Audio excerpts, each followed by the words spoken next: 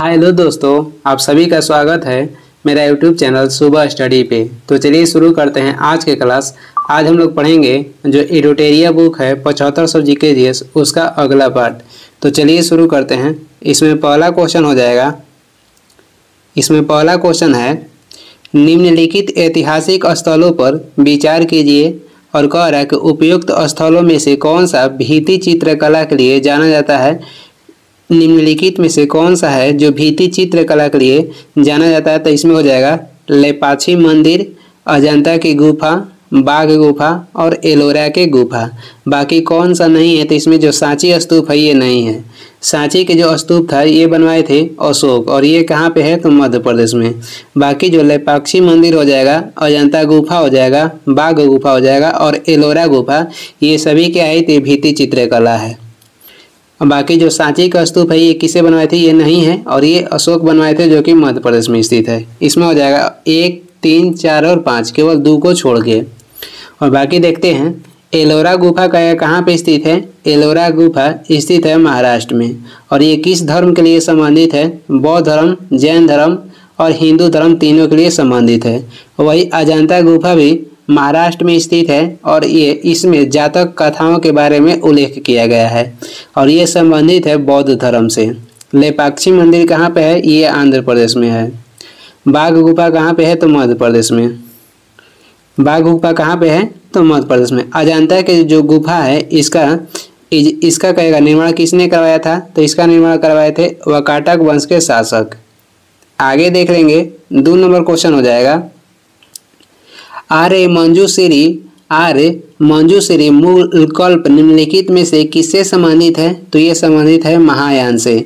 आर्य मंजूश्री मूल कल्प निम्नलिखित में से किससे संबंधित है, ये संबंधित है महायान से। महायान और हीनयान क्या है, तो ये जैन धर्म के शाखा है। प्रथम जो जैन सभा हुआ था, प्रथम जैन सभा हुआ था कहाँ, पटना में 300 ईसा पूर्व में, जिसका अध्यक्षता किए थे स्थूलभद्र। इसमें जैन धर्म 2 शाखा में बट गया था, महायान और हीनयान में। कनिष्क जो थे ये महायान शाखा के प्रवर्तक थे।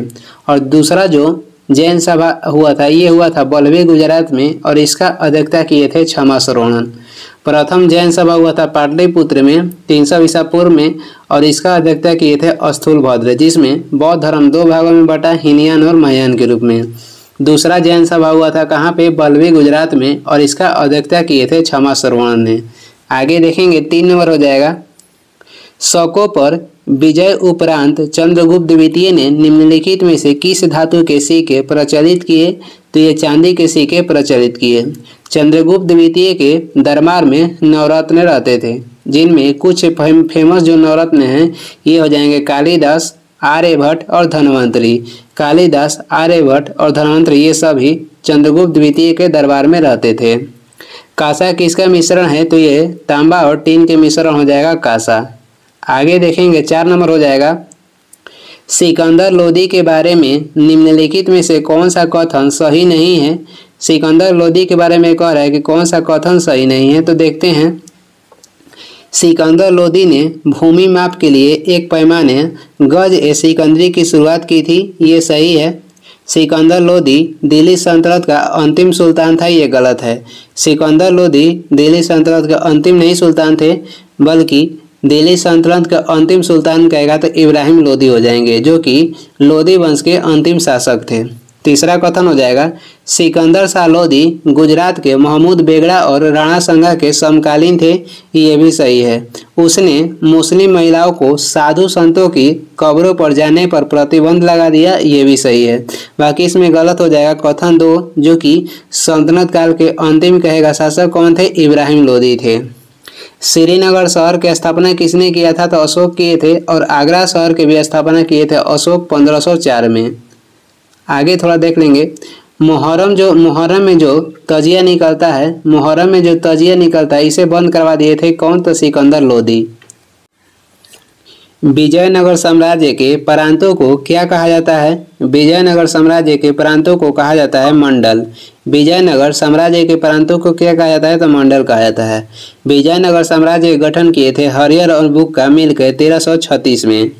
और विजयनगर साम्राज्य की राजधानी कहेगा तो इसकी राजधानी हो जाएगी हम्पी, जो कि कर्नाटक में स्थित है, तुंगभद्रा नदी के किनारे पे, तुंगभद्रा नदी के तट पे।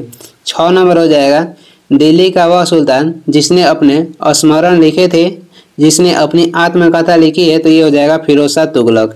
दिल्ली के वह सुल्तान फिरोज शाह तुगलक थे जिन्होंने अपनी आत्मकथा लिखी थी और इनका आत्मकथा क्या था? फतुहात ए फिरोज शाही। सर्वाधिक कहेगा किस सल्तनतकालीन शासक में सर्वाधिक दास थे, तो ये फिरोज शाह तुगलक के शासनकाल में सर्वाधिक दास थे और इसने ब्राह्मण पर भी कर लगवाए थे। चालीसा दल के गठन किसने किया था? चालीसा दल के गठन किए थे इल्तुतमिश। और चालीसा दल को समाप्त किसने किया? तो ये किए थे बलबन। बलबन ने रक्त एवं लौ की नीति भी अपनाई थी। सीरी के किले का निर्माण किसने किया था? सीरी के किले का निर्माण करवाए थे अलाउद्दीन खिलजी ने। आगे देखेंगे 7 नंबर हो जाएगा राजा शशांक जिसके खिलाफ हर्षवर्धन ने युद्ध की घोषणा की, वह किस साम्राज्य का शासक था? तो वह गौड़ साम्राज्य के शासक था। मोहम्मद बिन तुगलक ने अपनी राजधानी दिल्ली से देवगिरी स्थानांतरित की थी। मोहम्मद बिन तुगलक ने अपनी राजधानी दिल्ली से कहाँ पे स्थानांतरित की थी? तो देवगिरी। जूनागढ़ अभिलेख का संबंध कहेगा तो रुद्र दामन से हो जाएगा। जो बोधि वृक्ष है जहाँ पे गौतम बुद्ध की ज्ञान की प्राप्ति हुई थी, उसे कौन कटवाया था? उसे शशांक ने कटवा दिया था। मगध पर राज्य करने वाला वंश कौन सा था? इसका ठीक हो जाएगा हसीन माशुका। पहला हो जाएगा हर्यक वंश, उसके बाद शिशुनाग वंश, उसके बाद नंद वंश, उसके बाद मौर्य वंश, उसके बाद शुंग वंश और उसके बाद था कौड़ वंश। ये क्रम से है। आगे देखेंगे अगला क्वेश्चन हो जाएगा 8 नंबर। निम्न में से किसने लिच्छवी राजवंश की राजकुमारी से विवाह किया था? लिच्छवी राजवंश के राजकुमारी से विवाह किए थे चंद्रगुप्त प्रथम।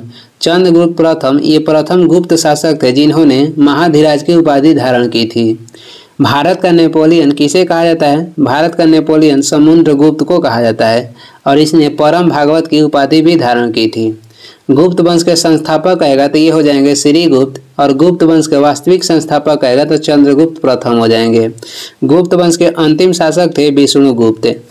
आगे देख लेंगे अगला क्वेश्चन हो जाएगा 9 नंबर। नदी डेल्टा के संदर्भ में निम्नलिखित में से कौन सा कथन सही नहीं है? ये बताना है कि नदी डेल्टा के संबंध में कौन सा कथन है जो कि सही नहीं है। तो ये हो जाएगा कथन बारी बारी देखते हैं। एक डेल्टा का निर्माण तब होता है जब एक नदी धीमी गति से बहने वाले जल निकाय जैसे समुद्र या झील से मिलती है। ये सही है। एक डेल्टा का निर्माण तब होता है जब एक नदी धीमी गति से बहने वाले जल निकाय जैसे समुद्र या झील से मिलती है। डेल्टा के जो आकृति होता है ये होता है त्रिभुजाकार।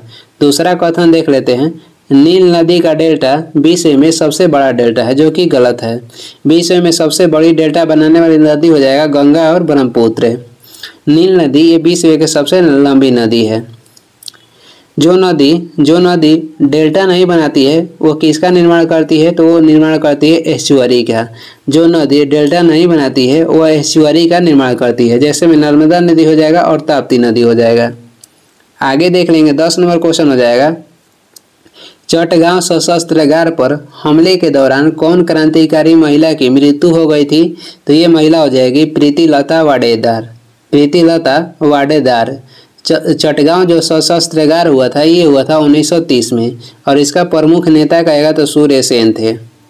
अब ये जो चटगांव है कहाँ पे स्थित है? अब वर्तमान में बांग्लादेश में है और इसका अन्य नाम कहेगा तो छापा विद्रोह भी था। चटगांव सशस्त्रागार का अन्य नाम कहेगा तो छापा विद्रोह भी था। कल्पना दत्त भी चटगांव विद्रोह से जुड़ी हुई थी। 11 नंबर हो जाएगा।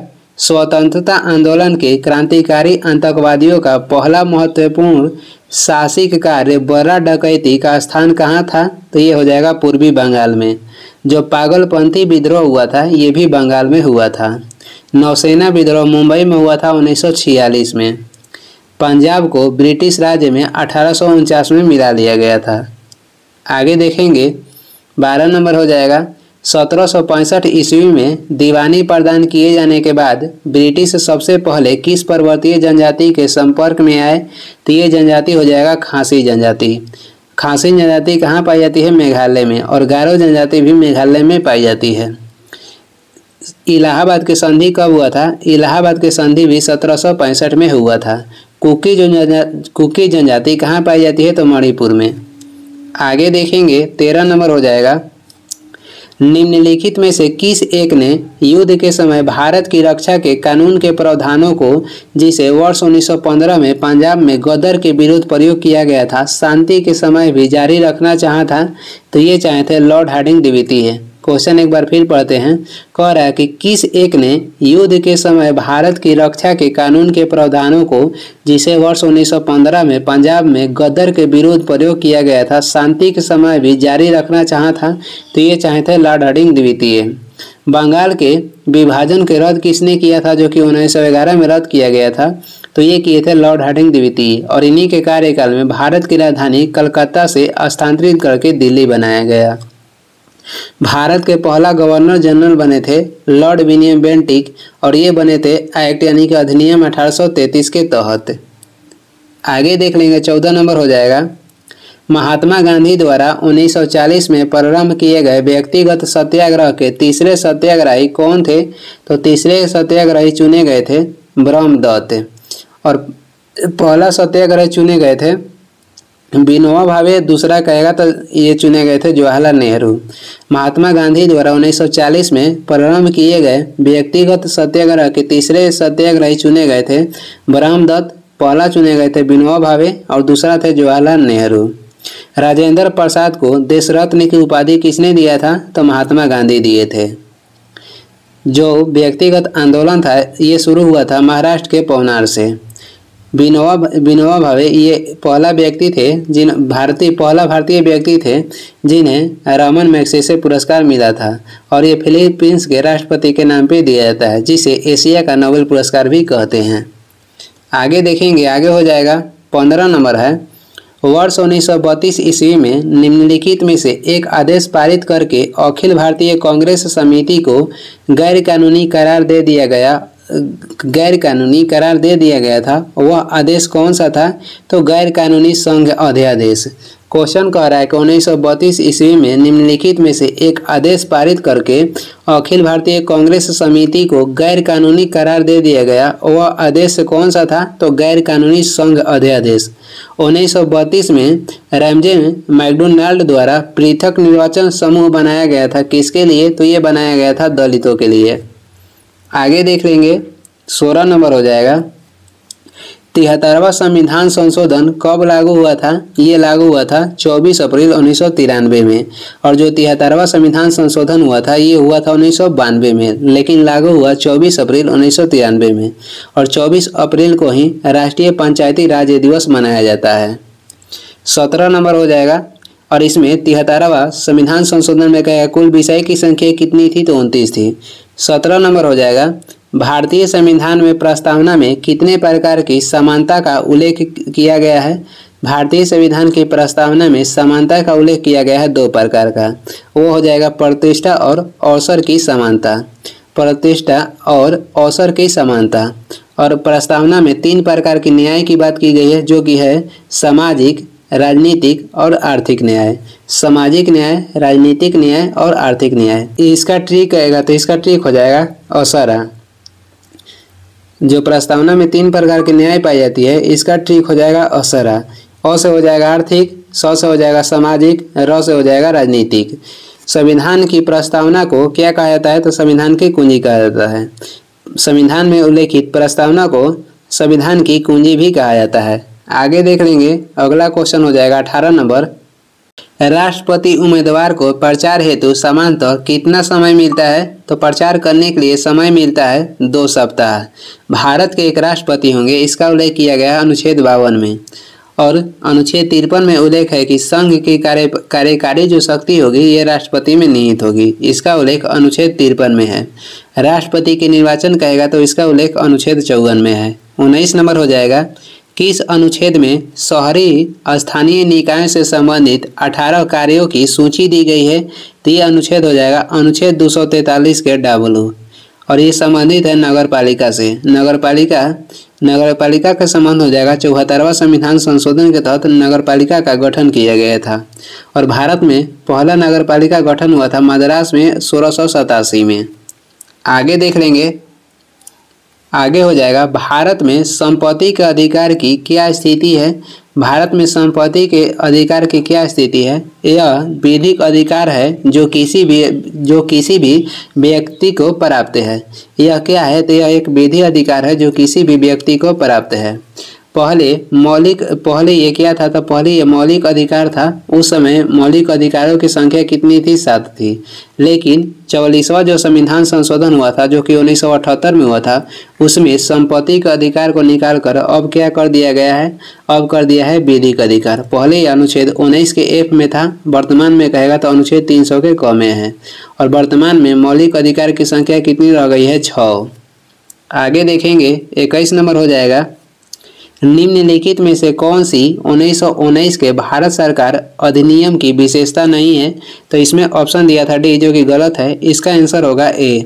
निम्नलिखित में से कौन सी 1919 के भारत सरकार अधिनियम की विशेषता नहीं है, तो ये केंद्र में द्विसदनीय विधानमंडल लाया गया था। ये इस ऑप्शन में गलत है, जो कि केंद्र में जो द्विसदनीय विधानमंडल लाया गया था, ये 1935 के अधिनियम के तहत लाया गया था।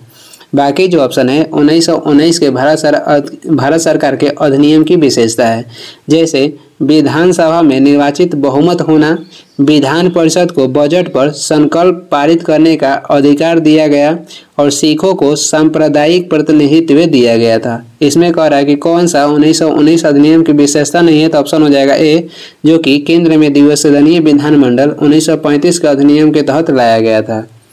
आगे देख लेंगे 22 नंबर हो जाएगा, निम्नलिखित में से खाली स्थान एक कायांतरित शैल नहीं है। तो इसमें जो सैंडस्टोन है ये कायांतरित शैल नहीं है। संगमरमर कहेगा किसका कायांतरित रूप है, तो संगमरमर चूना पत्थर का कायांतरित रूप है। स्लेट कहेगा किसका कायांतरित रूप है, तो ये शैल के कायांतरित रूप है। क्वार्टजाइट किसका कायांतरित रूप है, तो ये बलुआ पत्थर का कायांतरित रूप है। शैल का हो जाएगा स्लेट, बलुआ पत्थर का हो जाएगा क्वार्टजाइट, और चूना पत्थर का हो जाएगा संगमरमर। ये सभी कायांतरित रूप है।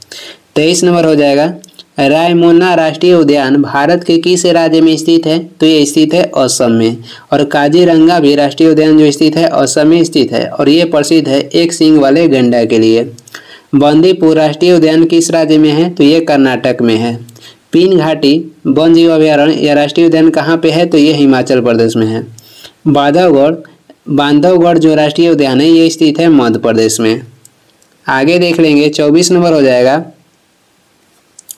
पृथ्वी के चुंबकत्व के लिए खाली स्थान उत्तरदायी है। तो पृथ्वी के चुंबकत्व के लिए पृथ्वी के बाह्य कोर उत्तरदायी है, और पृथ्वी के जो बाह्य कोर है ये तरल अवस्था में पाया जाता है, जो कि निकेल और जो पृथ्वी के कोर है निकेल और लोहा से मिलकर बना होता है। और जो पृथ्वी के बाह्य कोर है ये पृथ्वी के चुंबकत्व के लिए प्रसिद्ध है, यानी कि उत्तरदायी है।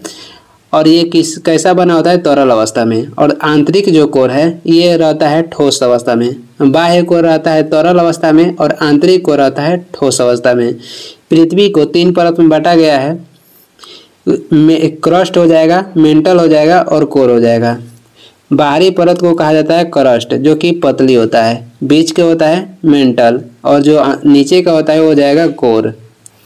25 नंबर क्वेश्चन हो जाएगा, निम्नलिखित पर विचार कीजिए। उपयुक्त बांध में से कौन सा कृष्णा नदी पर स्थित है, तो इसमें जो 1 और 3 जो है कृष्णा नदी पर स्थित है।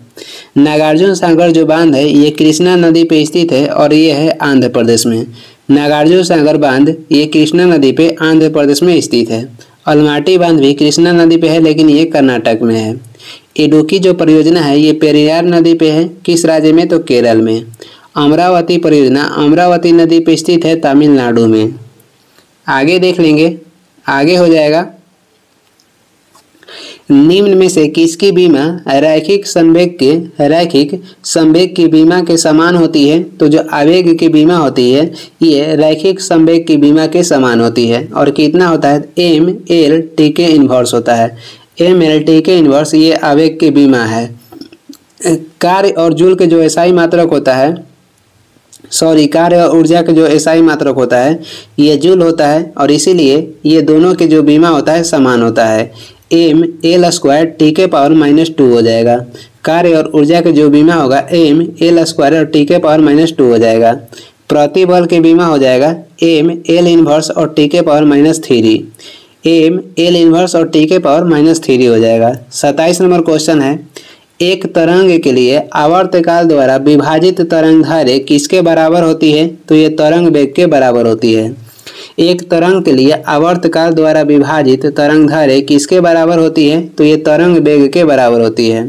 तरंगदैर्घ्य बढ़ने पर आवृत्ति क्या होता है? तो आवृत्ति घटता है, क्योंकि ये दोनों एक दूसरे के अपोजिट होता है। जब आवृत्ति बढ़ेगा तो तरंगदैर्घ्य घटेगा और तरंगदैर्घ्य बढ़ने पर आवृत्ति घटती है। ध्वनि की जो प्रबलता होती है किस पर निर्भर करती है? ध्वनि की प्रबलता निर्भर करती है आयाम पे। आगे देखेंगे 28 नंबर हो जाएगा, वोल्टेज को स्थिर रखते हुए यदि अधिक लैंप को एक श्रृंखला परिपथ में रखा जाता है तो परिपथ के समग्र धारा पर क्या प्रभाव पड़ता है? तो ये धारा क्या होगा? घटता है। वोल्टेज को स्थिर रखते हुए यदि अधिक लैंप को एक श्रृंखला परिपथ में रखा जाता है तो परिपथ के समग्र धारा पर क्या प्रभाव पड़ता है? तो इसकी धारा क्या होगी? तो घटेगी। ताप बढ़ने पर ध्वनि का वेग क्या होता है? ताप बढ़ने से ध्वनि का वेग बढ़ता है। 29 नंबर हो जाएगा, निम्नलिखित में से कौन सजातीय युग्म है? तो इसमें सी हो जाएगा सजातीय युग्म। HCHO व CH3CHO ये क्या है? तो ये सजातीय युग्म है। आगे देख लेंगे 30 नंबर क्वेश्चन है, रदरफोर्ड का अल्फा कर परकीर्णन प्रयोग किसकी खोज के लिए उत्तरदायी है? तो यह परमाणु के केंद्रक की खोज के लिए उत्तरदायी है। रदरफोर्ड का अल्फा कर परकीर्णन प्रयोग किसकी खोज के लिए उत्तरदायी है? परमाणु केंद्रक की। प्रोटॉन की खोज किसने किया था? गोल्डस्टीन 1919 में या 1909 भी देता है। नाभिक की खोज कहेगा तो रदरफोर्ड किए थे। पॉजिट्रॉन ये इलेक्ट्रॉन का प्रतिकरण है। पॉजिट्रॉन जो है ये इलेक्ट्रॉन के प्रतिकरण है, जिसका खोज किए थे एडरसन 1932 में। इलेक्ट्रॉन की खोज हुआ था 1897 में और ये किए थे जे थॉमसन। न्यूट्रॉन की खोज किसने किया था? चैडविक 1932 में। 31 नंबर हो जाएगा, निम्न में से कौन सी धातु ठंडे जल के साथ हाइड्रोजन गैस निकालती है? तो ये धातु हो जाएगा पोटेशियम। कह रहा है कि कौन सा धातु ठंडे जल के साथ हाइड्रोजन गैस निकालती है? तो पोटेशियम हो जाएगा।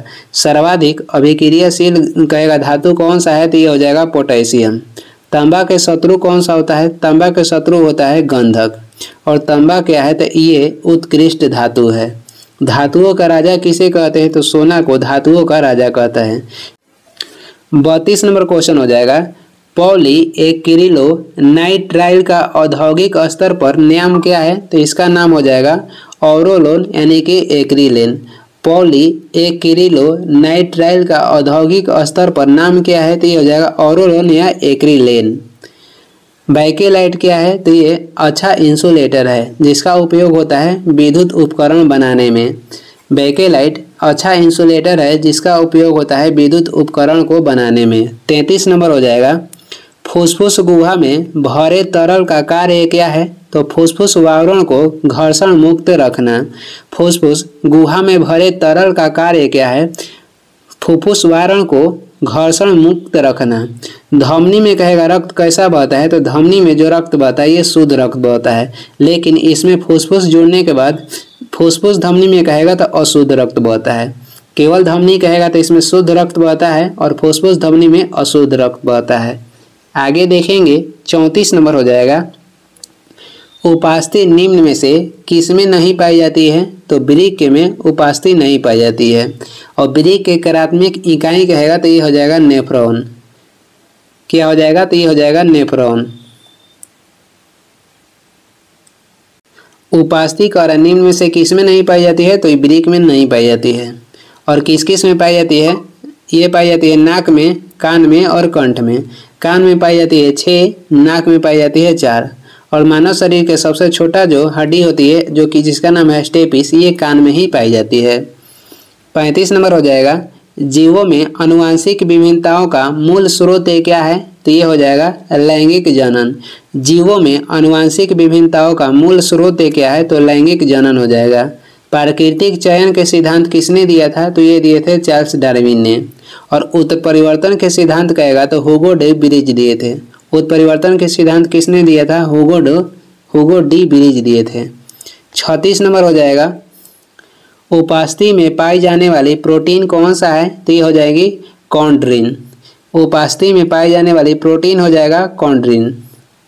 मानव संरचना का निर्माण किससे होता है? तो मानव संरचना के निर्माण होता है प्रोटीन से। मानव के संरचना या ढांचा का निर्माण किससे होता है? तो ये होता है प्रोटीन से।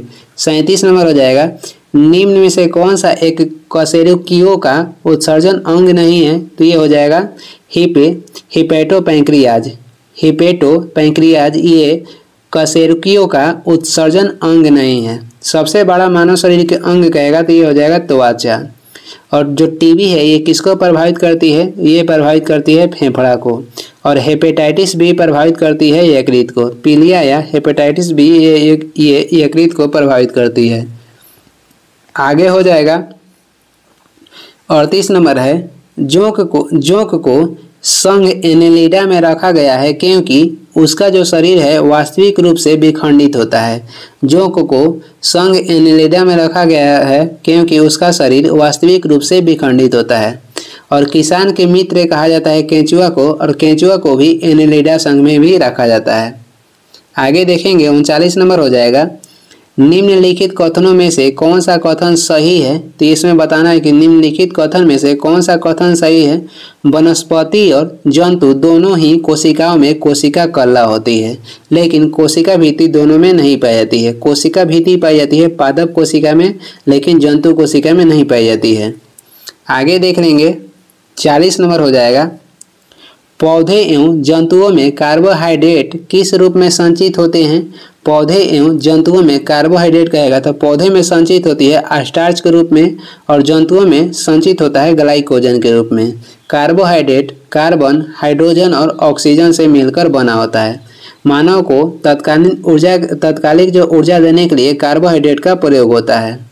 ग्लाइकोजन कहाँ पे संचित होता है? ग्लाइकोजन संचित होता है यकृत में। एमाइलेज जो हार्मोन है जो कि लार से निकलता है, ये स्टार्च का पाचन के कार्य करता है। एमाइलेज हार्मोन स्टार्च को पचाने के काम करता है। आगे देख लेंगे 41 नंबर हो जाएगा, जवाबित का संबंध किससे था? जवाबित का संबंध हो जाएगा राज्य के कानून से। जवाबित का संबंध किससे था? तो राज्य के कानून से। जो मनसबदारी प्रणाली है ये किसने लागू किया था? ये लागू किए थे अकबर। दीवान-ए-कोही की स्थापना किसने किया था? दीवान-ए-कोही की स्थापना किए थे मोहम्मद बिन तुगलक, और ये क्या था? तो ये एक कृषि विभाग था। आगे देख लेंगे 42 नंबर हो जाएगा, विकेंद्रीकरण प्रणाली की सिफारिश किसने की थी? तो ये किए थे बलवंत राय मेहता समिति। विकेंद्रीकरण प्रणाली की सिफारिश किए थे बलवंत राय मेहता समिति, और इस समिति गठन हुआ था 1957 में। और बलवंत राय मेहता समिति ने पंचायती राज में त्रिस्तरीय का सुझाव दिया था। अशोक मेहता समिति का गठन किया गया था 1977 में, और ये पंचायती राज का द्विस्तरीय का सुझाव दिया था। विकेंद्रीकरण का संबंध में हो जाएगा पंचायती राज से। जेबी कृपलानी जब भारत आज़ाद हुआ था 1947 में, उस समय ये कांग्रेस के अध्यक्ष थे। स्वतंत्र पार्टी गठन किसने किया था? तो ये किए थे सी राजगोपालचारी। स्वतंत्र पार्टी गठन किए थे सी राजगोपालचारी, और स्वतंत्र श्रमिक पार्टी गठन कहेगा तो भीमराव अंबेडकर किए थे। 43 नंबर हो जाएगा, नीलगिरी और अन्नामलाई पहाड़ियों के बीच स्थित दर्रा कौन सा है? तो ये हो जाएगा पालघाट। नीलगिरी और अन्नामलाई पहाड़ियों के बीच स्थित दर्रा हो जाएगा पालघाट। पालघाट केरल और तमिलनाडु को जोड़ता है। थालघाट कहेगा तो मुंबई को नासिक से जोड़ता है। भोरघाट मुंबई को पुणे से जोड़ता है। पालघाट केरल और तमिलनाडु को जोड़ता है। थालघाट कहेगा तो मुंबई को नासिक से जोड़ता है। भोरघाट मुंबई को पुणे से जोड़ता है। आगे देखेंगे 44 नंबर क्वेश्चन हो जाएगा, गुवाहाटी से चंडीगढ़ तक मानसूनी वर्षा की प्रवृत्ति क्या होती है? तो ये होता है हास्यमान प्रवृत्ति। गुवाहाटी से चंडीगढ़ तक मानसून वर्षा की प्रवृत्ति क्या होती है? तो ये होता है हास्यमान प्रवृत्ति। 45 नंबर हो जाएगा, प्रथम भारतीय महिला सैनिक स्काई डाइवर कौन है? तो ये हो जाएंगी प्रथम भारतीय महिला सैनिक स्काई ड्राइवर हो जाएंगे कौन? तो मंजू। शीतल महाजन राणे क्या है? शीतल महाजन राणे हो जाएगी उत्तर और दक्षिण ध्रुव दोनों पर कदम रखने वाली सबसे कम उम्र के भारतीय महिला। शीतल महाजन राणे क्या है? तो ये उत्तरी ध्रुव और दक्षिणी ध्रुव पर सबसे कम उम्र पर कदम रखने वाली भारतीय महिला। आगे देखेंगे 46 नंबर क्वेश्चन क्या है, निम्नलिखित में से किस उद्योगपति को भारत का इस्पात पुरुष कहा जाता है? तो भारत का इस्पात पुरुष कहा जाता है जमशेद जे ईरानी को। जमशेद जे ईरानी को भारत का इस्पात पुरुष कहा जाता है। लक्ष्मी मित्तल ने दुनिया के सबसे बड़ी स्टील कंपनी का चेयरमैन है। दुनिया के सबसे बड़े स्टील कंपनी के चेयरमैन लक्ष्मी मित्तल हैं। और ये सभी जो जुड़े हैं चारों ऑप्शन है, ओम प्रकाश जिंदल, अनिल अग्रवाल, लक्ष्मी मित्तल, जमशेद जी ईरानी, ये सभी का संबंध हो जाएगा इस्पात कंपनी से। आगे देखेंगे, आगे हो जाएगा 47 नंबर है, मुकुल किसकी प्रसिद्ध साहित्यिक रचना है? मुकुल किसकी प्रसिद्ध साहित्यिक रचना है? तो ये सुभद्रा कुमारी चौहान का। और गौरी भी, गौरी कहेगा किसकी रचना है? तो सुभद्रा कुमारी चौहान की रचना है। बुनी हुई रस्सी का रचना किसने किया है? तो भवानी प्रसाद मिश्रा ने।